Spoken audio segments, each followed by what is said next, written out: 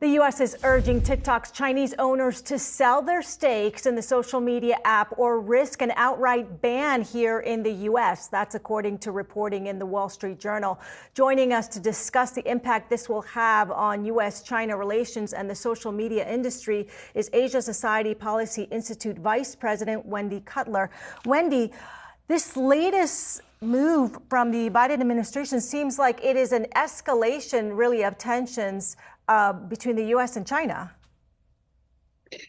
That's one way to look at it. Another way to look at it is this is basically the result of a 2-year intensive interagency discussion on what to do with TikTok and ByteDance and how to address our national security concerns. So I don't think this was done with the intention of escalating tensions between the U.S. and China. Again, it's just the timing is coincides with the result of interagency scrutiny.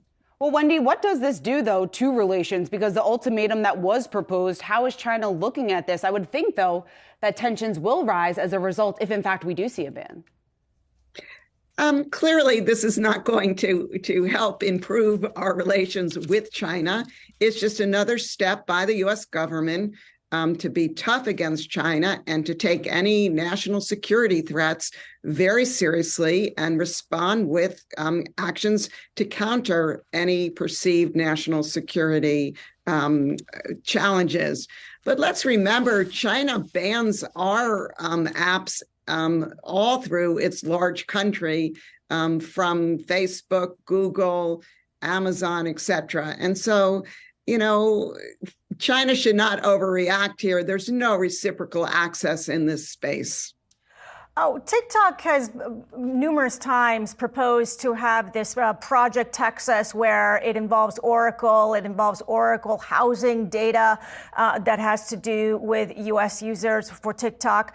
But that's not enough for the U.S. I mean, is this about data, national security, and that wouldn't be enough to sort of contain that data and to assure national security in this case? Yeah, so we don't know for sure. I mean, the process, this is done under this so-called committee, the title CFIUS, led by the Treasury Department.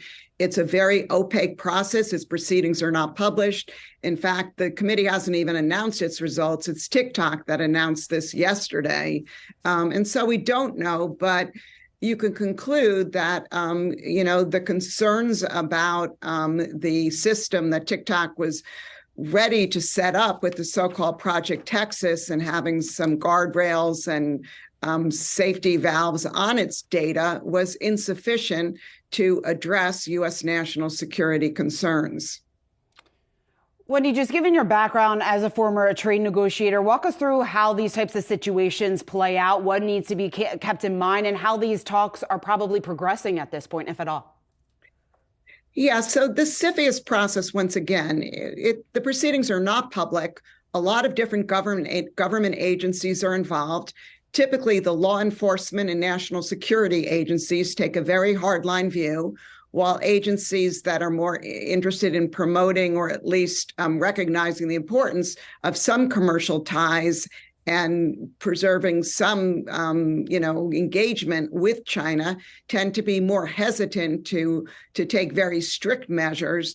And I think that's indicative in the amount of time this committee spent looking at this transaction.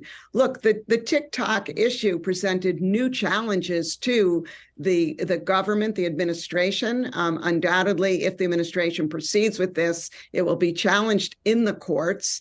But again, I think it's clear now that national security concerns are going to trump all other concerns when it comes to China. And if that means asking ByteDance to sell its stake in TikTok, the government's willing to go down that route. So how do you see this playing out going forward? Well, it's still unclear to me whether this is a final decision or the two sides are still negotiating, but it does seem to be entering a final stage. And I'd also note it was just last week that the Biden administration supported bipartisan legislation for Congress to give authority to the administration, basically to restrict foreign apps. We'll certainly be watching these developments. Thanks so much, Wendy Cutler.